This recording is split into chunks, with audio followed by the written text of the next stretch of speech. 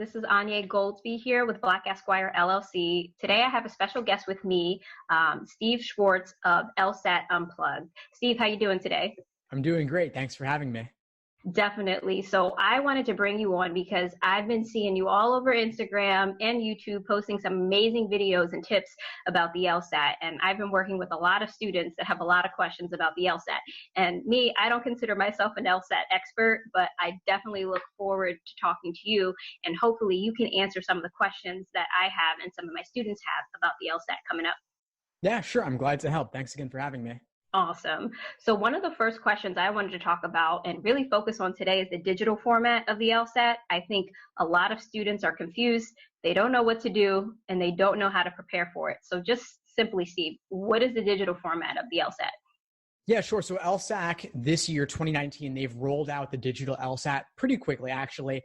The first rollout was in July, where half of students got the digital format, half got the paper, just as a transitional month for them to test things out. But going forward this fall, it is fully digital in North America. It's being administered on a tablet, a 10-inch Microsoft Surface Go specifically. And so anyone taking the LSAT in North America going forward is going to want to familiarize themselves with this new format. Okay, so that answers one of my questions. So it appears that LSAC is actually providing the tablets for the students. And specifically, you said it was a Microsoft Surface 10? Surface Go 10-inch. Surface Go 10-inch. Okay, see, I know nothing about tablets. So anyone out there listening, you may want to pick one of those up or go to one of your nearest Best Buys and test that out. So that way you know exactly how that works. So Steve, once they go into the test center and they're ready to go, what happens? Are they still giving the questions in a booklet? Do they have options to use scrap paper? Because specifically, the way LSAT has traditionally been taught is to diagram things out. And so if students are doing things digitally on a tablet, do they have that same opportunity? Yeah, it's tricky. So the tablet situation is that you cannot draw on the tablet itself, which is kind of counterintuitive maybe, but it's just due to how they have locked down the security of the device. Instead, students can diagram on a separate booklet of scratch paper of about 12 to 14 pages, which is really more than enough. So they'll be going back and forth between the scratch paper where they're writing by hand and then the tablet where they're tapping with a stylus or with their finger. Got it. Okay. And when they submit their answers, is it a very clear button where you hit submit? Do you see other questions while you're answering one question? What does it look like?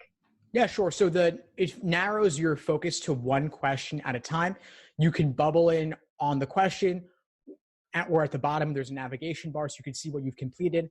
And it's all submitted electronically. Every 10 seconds or so, it syncs up with this hub device in the room.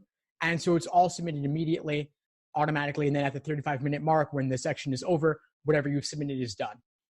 Got it. So one of the rumors, I suppose, was that when you take the digital format of the LSAT, that you have an opportunity to cancel your score before you get it. And I know that that was true for the June or July test. Is that still true for September, October, and November?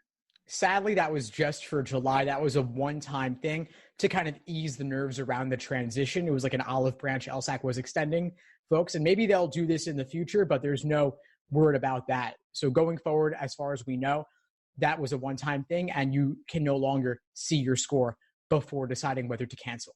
But it's not a big deal because law schools don't average multiple scores anyway. Right, exactly. So that's something definitely important for you guys to pay attention to. One of the things I wrote about on my blog was specifically I think it was the June or July test where you had the opportunity to see your score first before you canceled it. So that is no longer an option.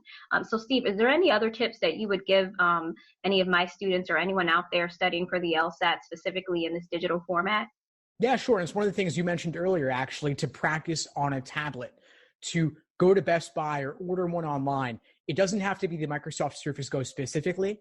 Any tablet would be fine. So if folks have a Samsung or an iPad or their parents do, they could borrow it just for a couple of hours to at least work through one test in the digital format.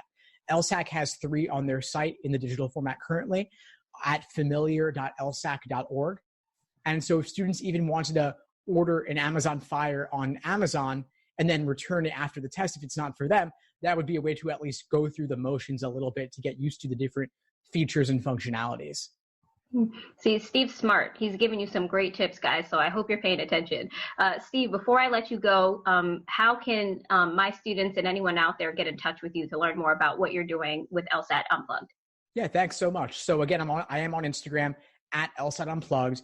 I also host the LSAT Unplugged YouTube channel and podcast available on all the major podcast platforms. And I also run the LSAT blog where I have over 1,000 articles on everything LSAT and law school admissions. My focus is, of course, the LSAT. And I also have a variety of self-study materials and full video courses as well. Awesome. Thank you so much, Steve, for being here today. I appreciate your time.